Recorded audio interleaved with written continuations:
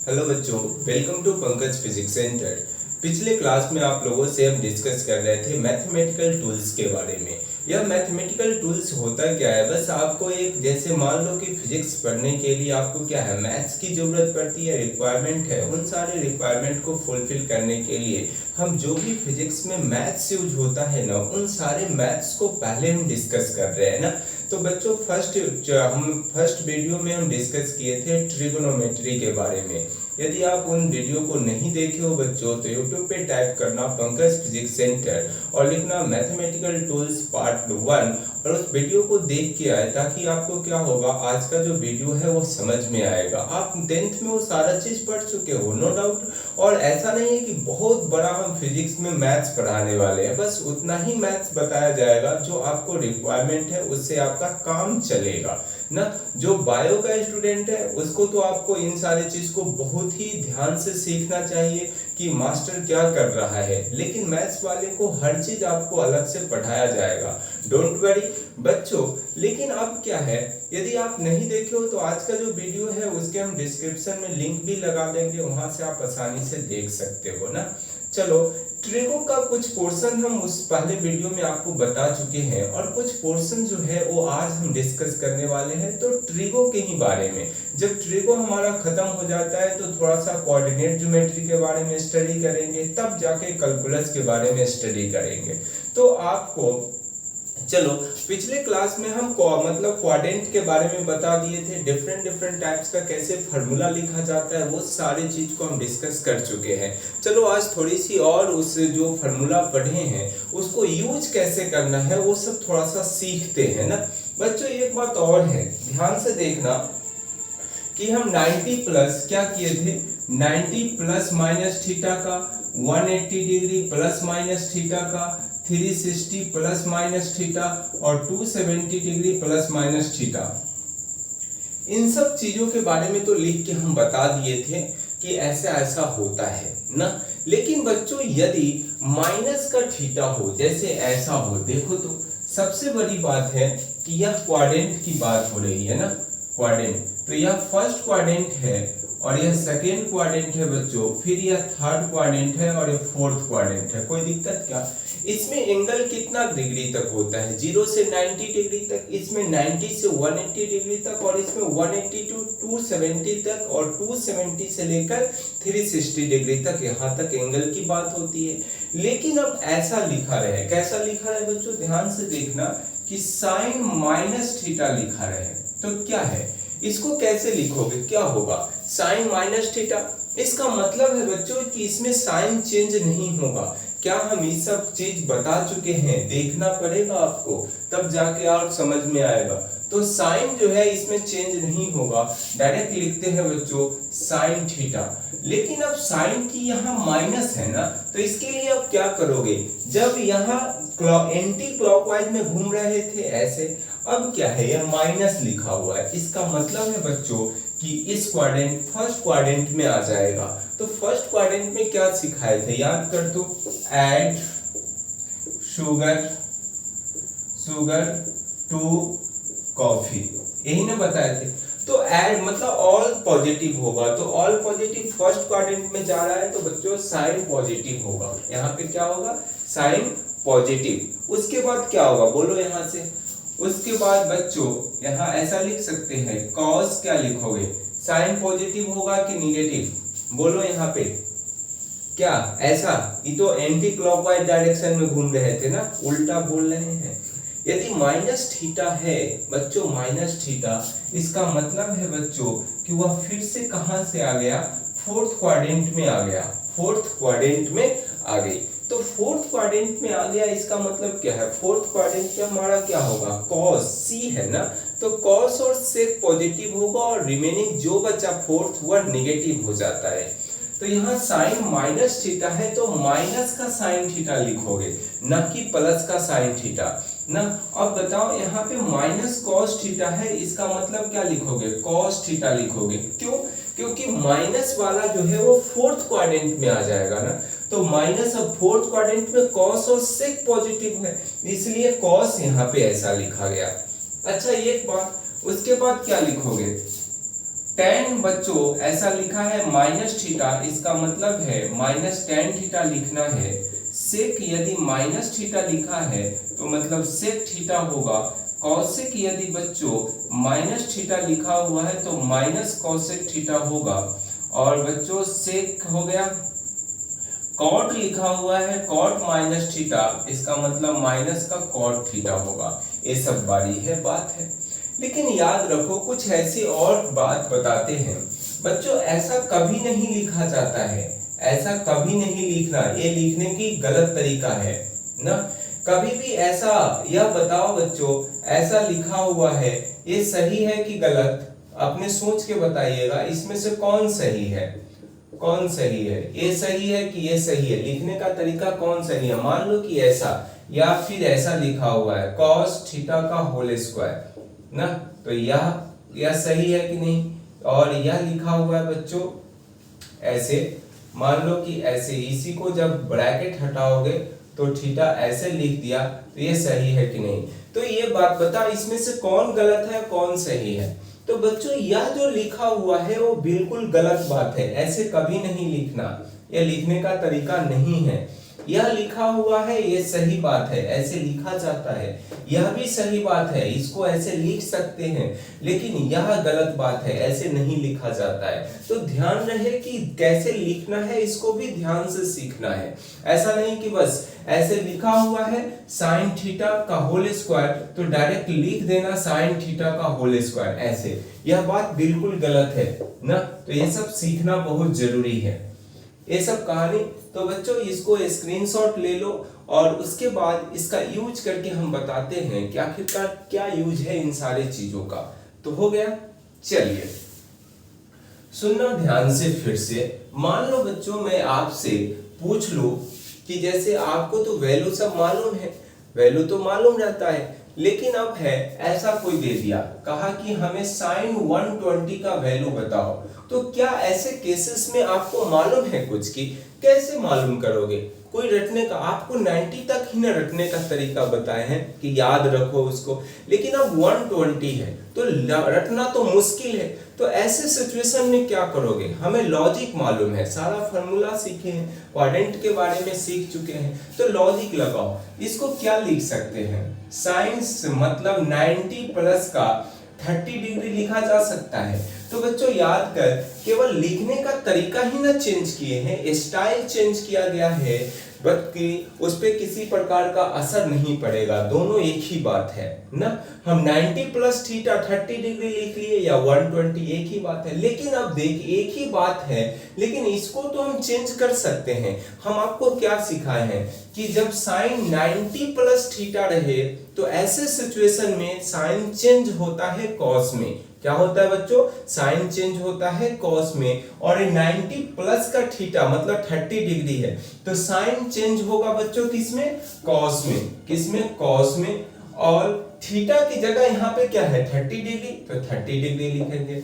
और साइन को भी चेक करना चाहिए। देख तो 90 प्लस थीटा है, किस क्वाड्रेंट में जाएगा? 90 तक तो यहाँ पे रहेगा। 90 प्लस थीटा यहाँ क्या रहेगा? 0 से 90 रहता है, 90 से 180 डिग्री तक यहाँ पे। तो एक बात देख, 0 से 90 तक यहाँ रहा, लेकिन 90 प्लस थीटा है ना, तो 90 प्लस थीटा सेकेंड क्वाड्रेंट में, इसका मतलब है कि साइन हमारा पॉजिटिव, सेकेंड क्वाड्रेंट में साइन पॉजिटिव होता है और कॉसेक पॉजिटिव होता है। तो साइन है तो पॉजिटिव, इसका मतलब है कि कॉस हमारा क्या आएगा? पॉजिटिव। और कॉस थीटा का वैल्यू आपको मालूम है, कॉस 30 डिग्री का वैल्यू कितना होता है? रूट अंडर 3/2, रूट अंडर 3/2 होता है। ये हो गया, ये सारी चीज है। तो इस तरह से आप फाइंड आउट करना। मान लो आपसे कोई पूछे कि cos 180 डिग्री का वैल्यू बताओ, तो cos 180 डिग्री अब नहीं, सपोज मानो कि हमें याद ही नहीं है, तो ऐसे सिचुएशन में क्या गलत कर दोगे कि नहीं करना है? तो इसके लिए हम इसी दिन के लिए तो ये सारा लॉजिक सिखाए थे आपको, फर्स्ट वीडियो में सारा चीज बताया हुआ है, वहां पे जाके देखो जरूर, तब जाके और बेटर ढंग से समझ में आएगा। यदि आप नहीं देखे हो तब भी यहाँ आप समझ पा रहे होगे, क्योंकि यह पुराना टॉपिक है, ऐसा नहीं है कि कोई रॉकेट साइंस बताया जा रहा है ना। तो अब बताओ कि यार इसको हम कैसे लिख सकते हैं? 90 प्लस लिख सकते हैं cos 90 प्लस 90, अरे 90 प्लस 90 लिख दिए तो कौन से क्वाड्रेंट में रहा? यह 90, यहाँ 90 प्लस 90 180 डिग्री तक तो इस क्वाड्रेंट में रहा, और कॉस सेकेंड क्वाड्रेंट में क्या होता है? माइनस होता है। तो बच्चों कॉस जो होगा वो चेंज होगा साइन में और माइनस साइन लेके आएगा ये। क्यों? कि कॉस यहाँ पे निगेटिव होता है, तो निगेटिव इसलिए आया और 90 डिग्री होगा। अब याद कर कि साइन 90 तो हमें मालूम है ना, साइन 90 डिग्री 1, तो क्या होगा? -1। तो इस तरह से हम फाइंड आउट कर लेते हैं, कोई दिक्कत क्या? अब ऐसा सिचुएशन हो तो बना सकते हो बच्चों। चलो एक और कुछ बताते हैं, यहाँ पे देखना, स्क्रीनशॉट ले लेना है इसका। हो गया। मान लो बच्चों कि हम ऐसा दे दिए कि tan 2 मतलब 225 है ना। tan कितना दिया हुआ है? tan जो है हमारा 225 डिग्री है और पूछ रहे हैं कि इसका वैल्यू बताओ। अब तो टेंशन में पड़ जाओगे ना, तो टेंशन में पड़ना नहीं है, इसका लॉजिक है। इसको इस तरह सेटिंग करो जो आपको मालूम है उसके फॉर्म में आ जाए, जो आपको मालूम है उसके फॉर्म में आ जाए। तो एक बात बता, कैसे करोगे? बोलो तो बच्चों याद कर कि इसको हम ऐसा लिख सकते हैं। कैसा लिख सकते हैं? tan क्या लिखोगे? 180 डिग्री प्लस का 45 डिग्री। अरे लिखेंगे कि नहीं? 180 प्लस, देख तो ऐड करके 5 और 8 और 4 मतलब 8 4 12, सही है। 112 मतलब 225 आ रहा है। एक बात बता, हम एक बात और बताए होंगे कि 180 डिग्री प्लस का थीटा रहे, इसमें कोई भी ट्रिग्नोमेट्रिकल रेशियो चेंज नहीं होती, तो tan हमारा tan में ही रहेगा। क्या tan cot में चेंज होगा? नहीं होगा, tan में ही रहेगा। तो क्या लिखोगे? tan में ही रहेगा। और साइन का भी बात देख लेना है, और थीटा की जगह कितना है? 45 डिग्री। अब साइन चेक कर लो कि क्या साइन tan निगेटिव आएगा कि पॉजिटिव आएगा। तो देख तो 180 प्लस का थीटा मतलब थर्ड क्वाड्रेंट में, और थर्ड क्वाड्रेंट में 2 t मतलब है tan और cot पॉजिटिव होगा। क्या है बच्चों? tan और cot पॉजिटिव। तो tan तो है थर्ड क्वाड्रेंट की बात हो रही है तो पॉजिटिव ही आएगा, और पॉजिटिव आया तो क्या है? अब बता, tan 45 डिग्री 1 होता है। तो बच्चों जब भी आपसे कोई पूछ ले कि tan 225 का वैल्यू 1 होता है और कैसे निकालनी हमें मालूम था कि, तो लॉजिक लगा के निकाले। तो इस तरह से निकालना आप ना, बस मकसद यही था कि आपको जब एंगल उल्टा आ जाए जो आपको डेली लाइफ में यूज नहीं आता है, वैसे सिचुएशन में बच्चों जो हमारा क्वाड्रेंट का जो कॉन्सेप्ट है, 90 प्लस थीटा कर लो, 180 डिग्री प्लस थीटा कर लो, 360 माइनस का थीटा कर लो, 270 प्लस थीटा या माइनस कर लो, और उस पे कॉन्सेप्ट पे लगा के आराम से आप क्या करते हो, जनरल जो 90 डिग्री तक है उस फॉर्म में कन्वर्ट करो और अपने आप याद है वहां से मालूम कर लेते हैं। कोई बड़ी बात दिक्कत नहीं होनी चाहिए। चलिए स्क्रीनशॉट ले लीजिए बच्चों, और थोड़ी सी बात सिखाया जाएगा आपको। चलो हेडिंग लिखना बच्चों, सम इंपॉर्टेंट फॉर्मूला। क्या लिखना बच्चों? Some important formula.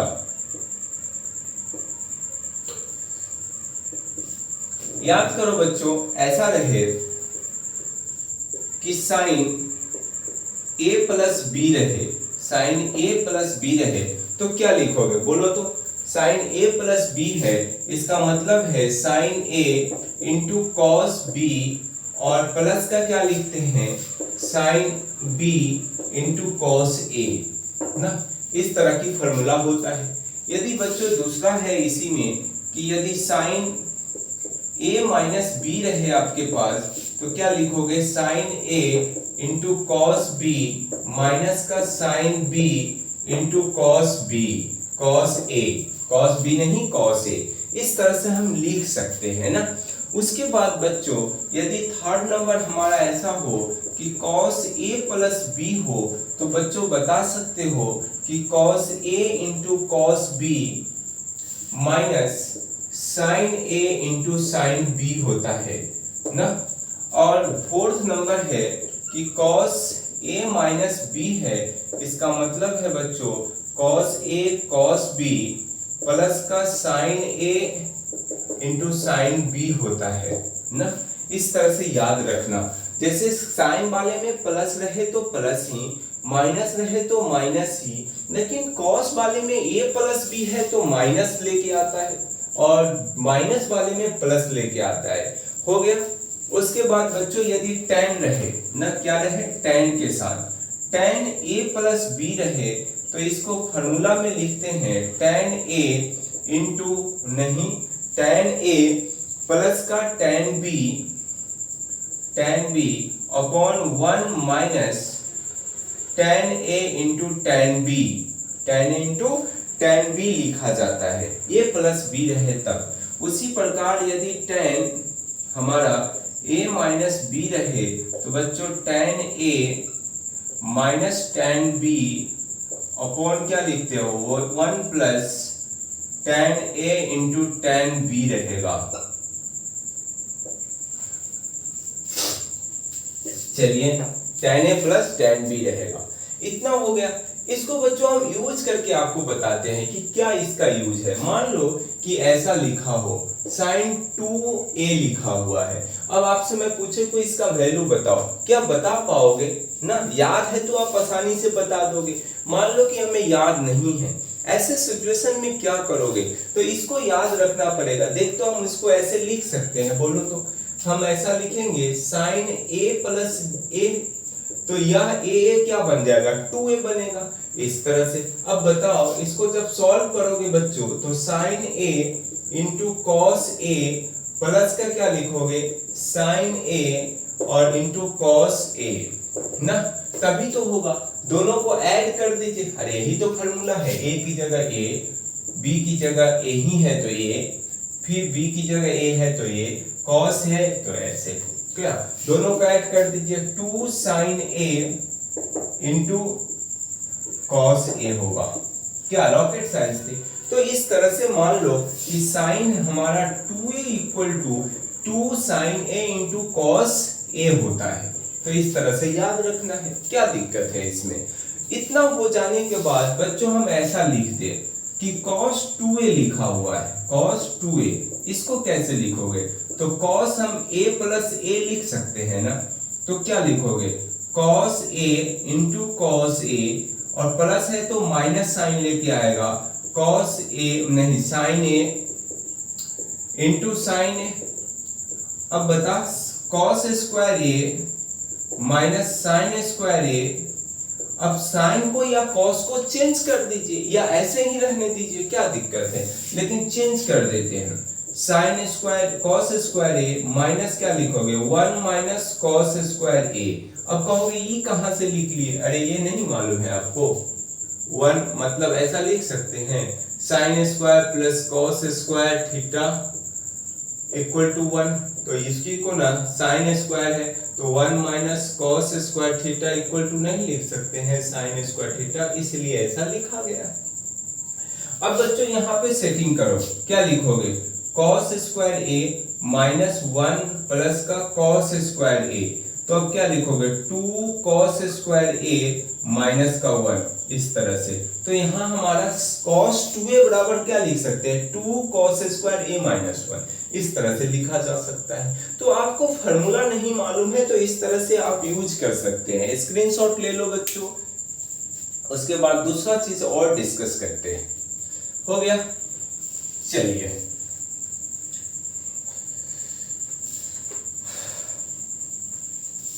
बच्चों अब एक बात और हम आपको बताना चाह रहे हैं।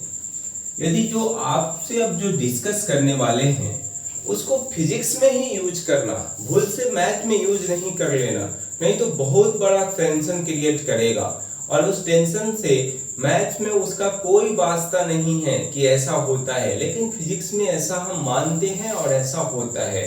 तो आप कहोगे ऐसा क्यों, फिजिक्स में तो क्यों, मैथ्स ही है वो ना, क्यों वैलिड हो जाता है। तो बच्चों याद रख, एकदम छोटू एंगल है, एकदम छोटा एंगल के लिए हम ये चर्चा करेंगे। जो अभी आप मान लो कि ऐसा हम बोल रहे हैं आपको, देखना बच्चों कि साइन थीटा जो है ना वो अप्रॉक्स tan थीटा के बराबर होता है ना, ध्यान से देखना। लेकिन ऐसा होता है कि मैथ में हम कभी बताया गया है कि ऐसा होता है, नहीं होता है। मैथ्स के लिए यूज नहीं करना बच्चों, फिर से बोल रहे हैं फिजिक्स में ही यूज करना, मैथ में भूल से यूज नहीं कर देना, नहीं तो पूरा मामला खराब हो जाएगा। और फिजिक्स में भी यूज तब करते हैं कि जब हमारा वेरी वेरी स्मॉल एंगल हो, तब साइन थीटा टेन थीटा के बराबर मान लेते हैं ना। तो याद रखो, यहाँ पे थोड़ा सा ध्यान रखना है। मान लो बच्चों बड़ा सा एंगल है, कुछ ऐसा है बड़ा एंगल, तो यह थीटा है, यह थीटा है, तो यह P होगा, ये B होगा, ये H होगा, ये 90 डिग्री है। तो यहाँ से tan थीटा क्या होता है, P बाई B, और sin थीटा क्या होता है, P बाई H, यही ना होगा। अब क्या करते हैं, यह बड़ा एंगल है, लार्जर एंगल है ना, मतलब यह स्मॉल एंगल नहीं है, मतलब थोड़ा सा बड़ा एंगल है ना, तो लार्जर एंगल है। अब क्या करते हैं, एंगल को एकदम छोटा करते हैं, बिल्कुल छोटा। ध्यान से रखो कि ऐसा कर रहे हैं, एकदम बिल्कुल छोटा सा, इस तरह से कुछ।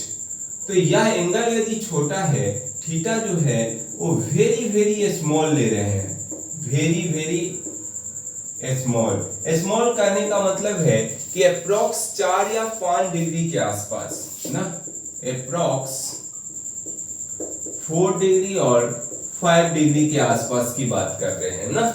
तो ऐसी है सिचुएशन। अब बताएं, इस ट्रायंगल में जब भी यह भी 90 होगा तो इसको भी P मानते हैं, इसको H मानते हैं, B मानते हैं। तो एक बात बता, एकदम छोटा सा, ये इतना भी दिखता है उतना नहीं रहना चाहिए। तो जब H और B अप्रोक्स बराबर होना, जैसे ये देखना, थोड़ा सा समझना हम क्या बोल रहे हैं।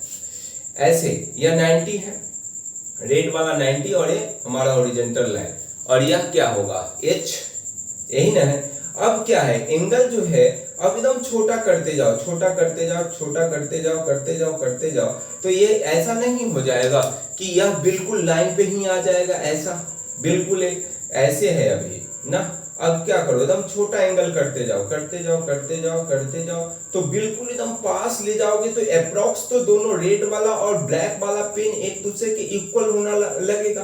तो यही बात तो बोल रहे हैं। तो यहाँ पे H जो है अप्रोक्स B के बराबर होना चालू होगा, और अप्रोक्स B के बराबर है तो बताओ, तो यहाँ पे tan थीटा लगाओगे तो P बाई B लिखोगे, और यदि tan B और tan थीटा बराबर है B और H, तो हम ऐसा नहीं लिख सकते हैं।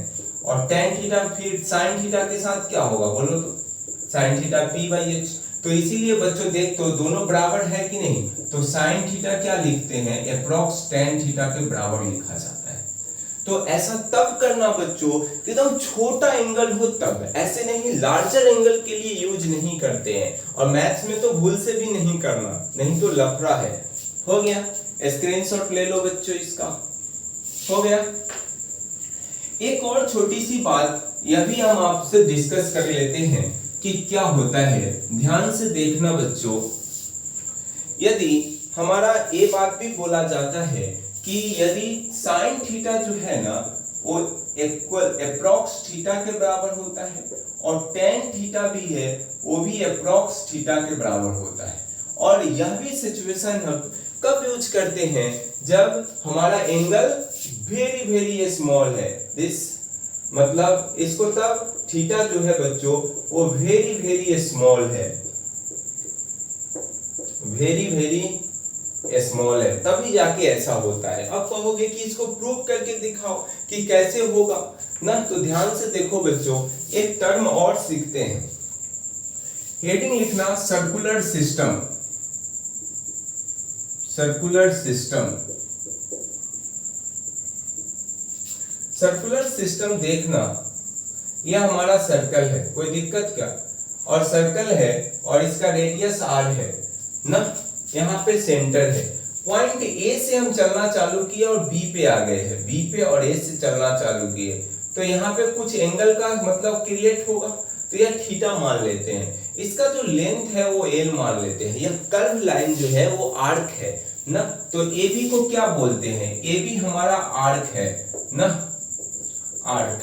लेकिन एकदम छोटू सा एंगल, एंगल बहुत बहुत छोटा है, तो L जो है वो क्या है, एक लाइन जैसा दिखेगा।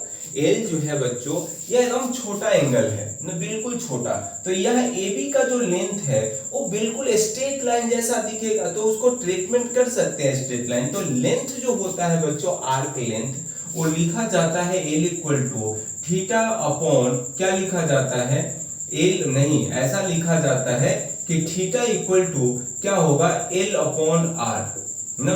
तो यहां से एल इक्वल टू क्या लिखोगे, आर थीटा लिखा जाता है। तो यह आर्क लेंथ है, तो आर्क लेंथ ऐसे निकाल लेते हैं, या तो आर क्या है, रेडियस ऑफ सर्कुलर पाथ, और थीटा क्या है, एंगल सबटेंडेड बाय ए और बी पॉइंट के बीच जो एंगल बना है वो एंगल है हमारा। कोई रॉकेट साइंस नहीं है इसमें। तो थीटा इक्वल टू क्या, एल अपॉन आर, और l equal to cross multiply कर दीजिए तो इतना आएगा।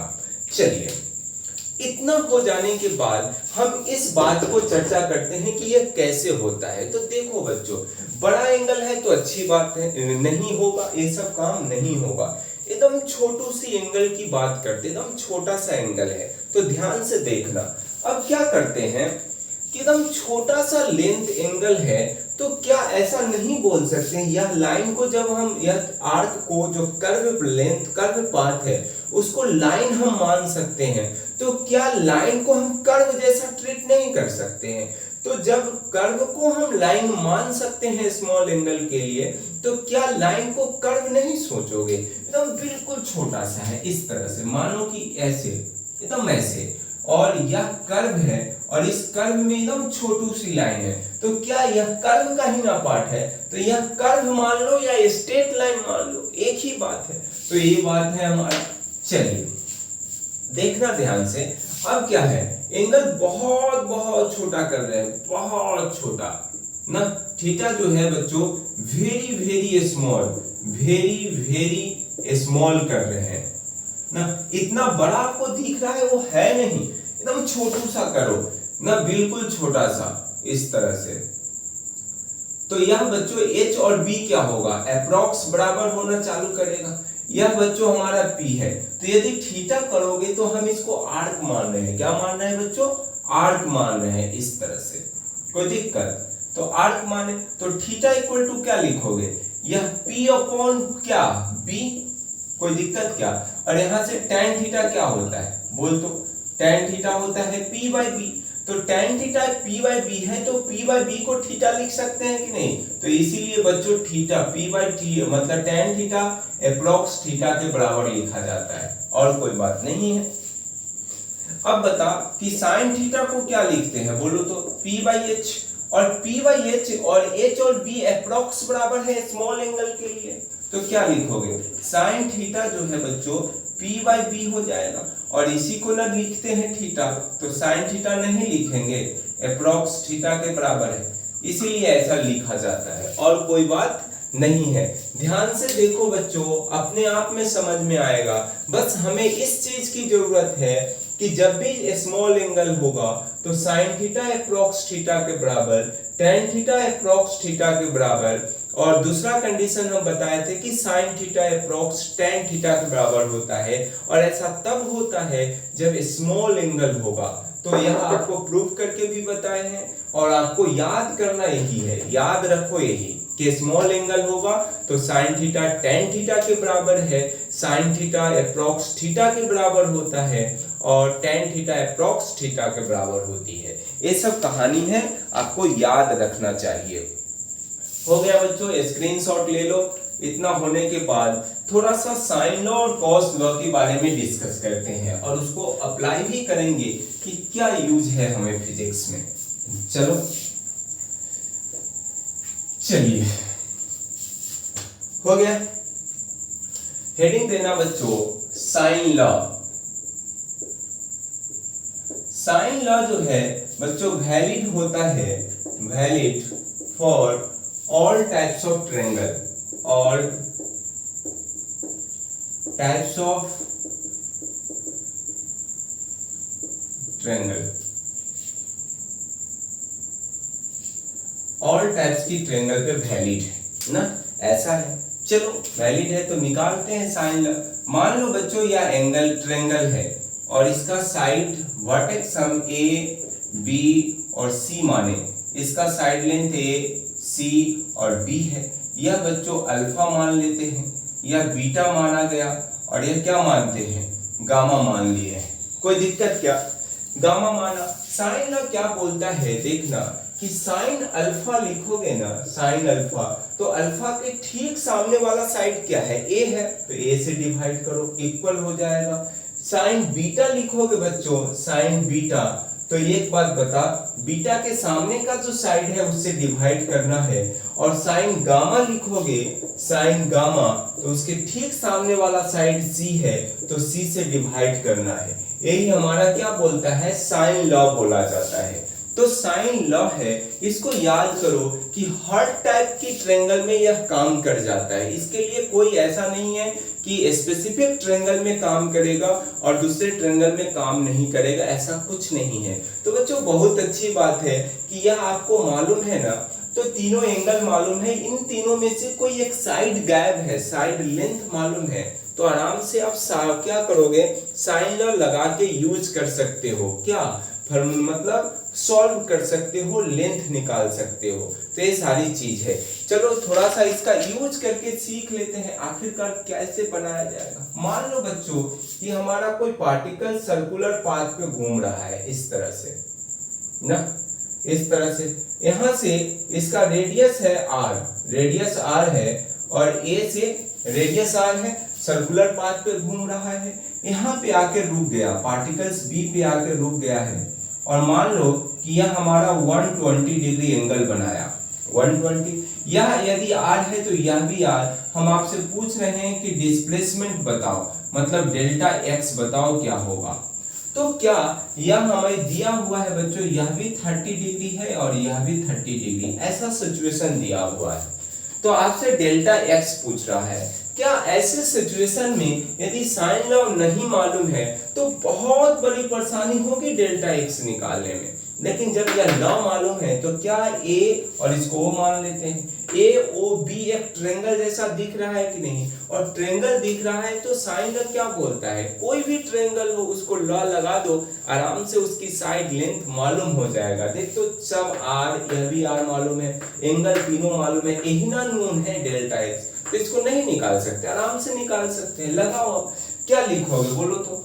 यदि साइन थीटा लिखते हैं 30 डिग्री, तो इसके ठीक सामने का r साइड है, r से डिवाइड करो। साइन फिर 30 डिग्री लिखोगे बच्चों, तो इसके ठीक सामने का साइड r है, तो r इक्वल टू क्या लिखोगे, साइन 120 है बच्चों, 120, तो 120 लिखे अपॉन क्या लिखोगे, डेल्टा x, 120 के सामने डेल्टा x साइड है, तो इसलिए डेल्टा x लिख दिए। कोई दिक्कत क्या, इतना हो गया।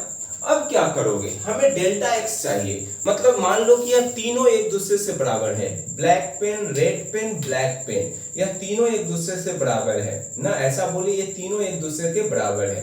तो एक दूसरे से यह तीनों बराबर है, तो क्या रेड पेन ब्लैक पेन आपस में बराबर होगा, ऐसा भी हो सकता है। क्या यह ब्लैक पेन और यह रेड पेन आपस में बराबर हो सकता है, यह भी संभव है।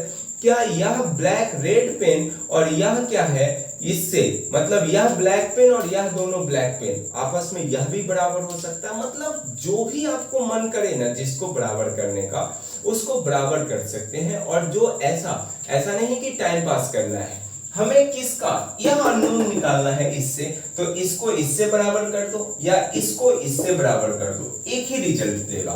तो क्या करोगे बोलो, हम ऐसा लिख सकते हैं sine 30 upon r equal to क्या लिखोगे, साइन 120 अपॉन क्या लिखोगे, डेल्टा x, यही ना।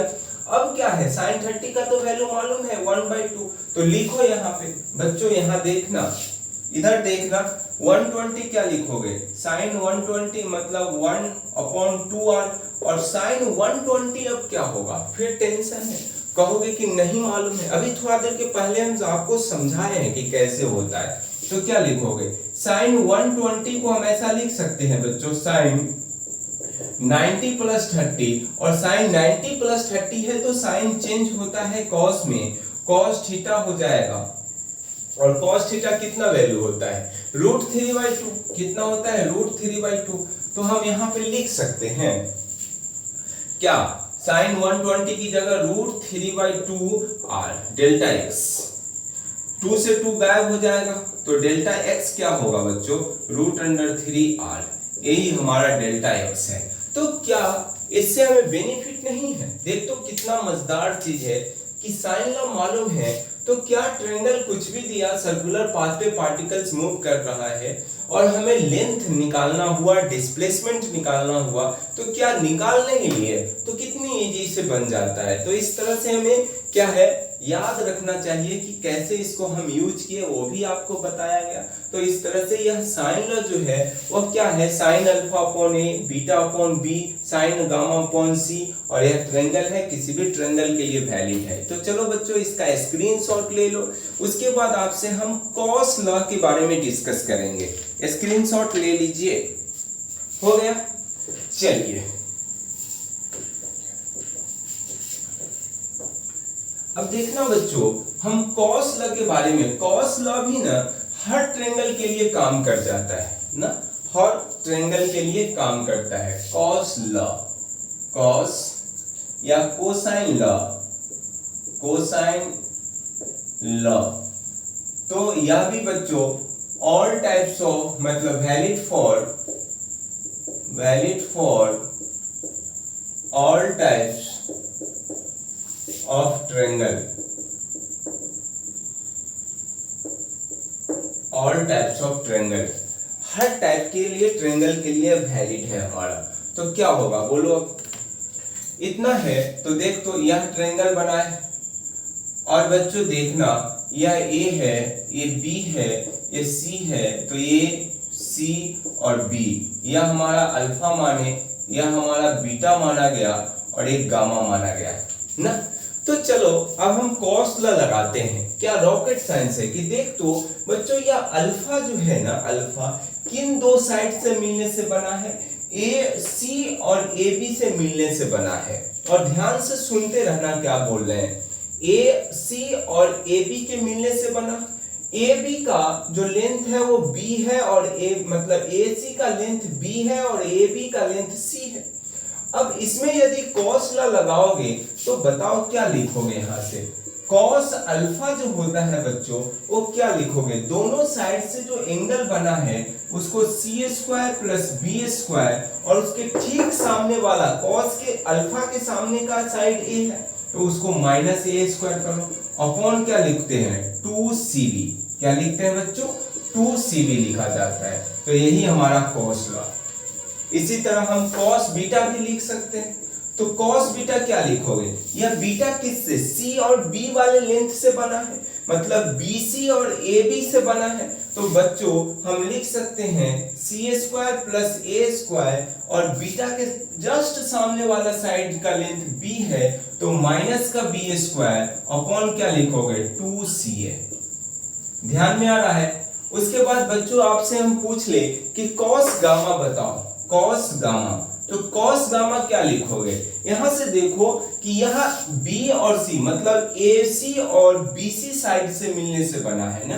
तो AC और B से मतलब a square plus b square minus का c स्क्वायर अपॉन क्या लिखोगे 2ab, क्या लिखोगे बच्चों 2ab लिखा जाएगा। तो इस तरह से कॉस लॉ है।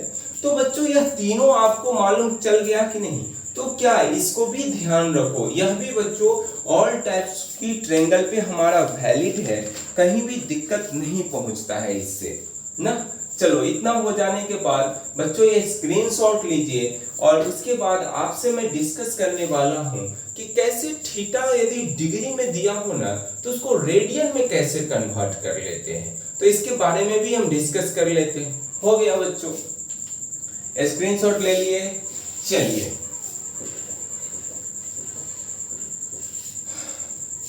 ध्यान से देखो, यदि बच्चों थीटा को हम रेडियन में चेंज करता है, थीटा जो इन रेडियन में निकालना है, इन रेडियन ना, रेडियन में निकालना है। रेडियन हमारा क्या होता है, प्लेन एंगल को मेजरमेंट करते हैं रेडियन में, तो हमें डिग्री में कोई वैल्यू दिया है तो रेडियन में कन्वर्ट करते हैं। तो ना डिग्री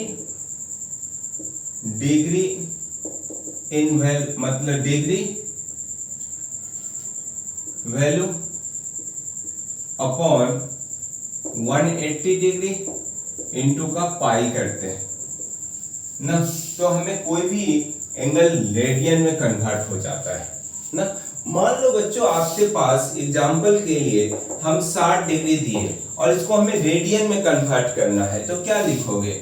हम ऐसा लिखते हैं 60 डिग्री जो डिग्री का वैल्यू है अपॉन 180 डिग्री और इंटू पाई कर लेते हैं। तो दिस से दिस गायब और या 3 बार में मतलब पाई अपॉन 3 जो है वो रेड होगा, मतलब थीटा की वैल्यू क्या होगा? रेडियन में पाई बाई 3, मतलब 60 डिग्री जो है वो रेडियन में पाई बाई 3 रेडियन लिखते हैं। मान लो इसी तरह एग्जांपल है और एग्जांपल देखो, मान लो कि हमें 130 डिग्री दे दिया, 30 डिग्री और रेडियन में कन्वर्ट करना है, तो 30 अपॉन 180 डिग्री इंटू का पाई, दिस से दिस का 3 छक 18 मतलब पाई बाई 6 रेड हो जाएगा, रेडियन। तो इस तरह से कन्वर्ट कर लेते हैं, कोई दिक्कत नहीं होनी चाहिए आपको। क्या फिर हमें कोई डिग्री रेडियन में दिया हुआ है और डिग्री में कन्वर्ट करना है तो नहीं करेंगे? जो रेडियन में दिया हुआ है और डिग्री में, तो रेडियन का वैल्यू यहाँ पे डालेंगे, 180 इंटू पाई करेंगे और डिग्री का वैल्यू निकल जाएगा। केवल मैथमेटिकल कैलकुलेशन है, क्या दिक्कत है इसमें? तो इस तरह से हमें निकालना था और हम हर चीज आपको डिस्कस किए। तो बच्चों एक बात और आपसे कहना चाहते हैं कि इन दोनों पार्ट्स जो मैथमेटिकल ट्रिगो का जो पोर्शन आपको बताया है ना, ध्यान से दोनों पार्ट्स को देखिए और आराम से आपको समझ में आएगा। यदि समझ में कोई प्रॉब्लम आता है, कोई भी किसी प्रकार की प्रॉब्लम आती है, तो कमेंट बॉक्स आपके लिए ओपन है, कमेंट कीजिए, ये हमारी प्रॉब्लम है, हम जरूर उस प्रॉब्लम को क्या करेंगे, आपको सॉल्व करने की कोशिश करेंगे ना। 100% आपको क्या है, रिप्लाई मिलेगा। और बच्चों ध्यान से देखो कि अब ट्रिगो में हमें जितना पढ़ना था ना, उन सारे चीज को हम डिस्कस कर चुके हैं। अगले क्लास में मैं आपसे डिस्कस करने वाले हैं कोऑर्डिनेट ज्योमेट्री के बारे में। कोऑर्डिनेट ज्योमेट्री में ऐसा नहीं कि बहुत सारा चीज पढ़ाएंगे, आपको इतना एकदम स्पेसिफिक चीज बताया जाएगा जो आपकी रिक्वायरमेंट है। और देखना हम उस कोऑर्डिनेट ज्योमेट्री को कैसे इंटरलिंक करते हैं फिजिक्स से। तो ये सारी चीज है, अभी भी ट्रिगो पढ़े, हर चीज को लिंक करके बताया गया कि हमें फिजिक्स में कहाँ पे रिक्वायरमेंट है ना। तो इस तरह से ऐसा नहीं है कि आप टेंशन लेके पढ़ोगे कि मैथ्स ही बता रहे हैं, क्या मैथ्स की क्या जरूरत है, बहुत बड़े रूल होता है मैथ। मान लो बच्चों कि जैसे यह हमारा गाड़ी है ना, मोटरसाइकिल है, और इस मोटरसाइकिल को हमें मतलब क्या है, इसकी इंजन को ओपन करना है, खोलना है, तो क्या रिंच की जरूरत पड़ती है ना, इंस्ट्रूमेंट खोलने के लिए तो हमें जरूरत पड़ेगा ना। ऐसा थोड़े है कि आप लो और गाड़ी इंजन ऐसे ही खुल जाएगा। तो जस्ट लाइक हमें जो ऑपरेशन करना है, फिजिक्स की जो प्रॉब्लम को ऑपरेट करना के लिए हमें मैथ्स की जरूरत पड़ेगी। तो ऑपरेट करने के लिए जो मैथ्स है ना, उसी मैथ्स के बारे में हम डिस्कस कर रहे हैं। तो चलो ज्यादा जरूरत नहीं है, आप हर चीज को क्या करो, वीडियो फर्स्ट और सेकेंड को देखिए ताकि आपको समझ में आएगा। अगली क्लास में हम बच्चों आपसे कोऑर्डिनेट ज्योमेट्री के बारे में स्टडी करेंगे, उसके बारे में डिटेल स्टडी किया जाएगा। तो बच्चों तब तक आप क्या करो, दोनों वीडियो को ध्यान से देखिए और नोट्स बनाना मत भूलना। ऐसा नहीं है कि बस हवा में देख लिए और छोड़ दिए, सब तो आता है, कुछ नहीं आता है बच्चों। 2 दिन के बाद आप फिर से भूल जाओगे ना। तो जब हम यूज करेंगे तो आपको दिखेगा ये क्या हो रहा है। तो बच्चों इस बात तो और है कि नोट्स जरूर बनाइए और नोट्स बनाते चलिए। जो आपको मतलब ज्यादा प्रॉब्लम हो रहा है उसी को बनाओ, नहीं आ रहा है, जो बिल्कुल आ रहा है उसको छोड़ दीजिए ना, आपके ऊपर डिपेंड्स करता है। तो इस तरह बच्चों अगले क्लास में मिलते हैं, दैट्स इट।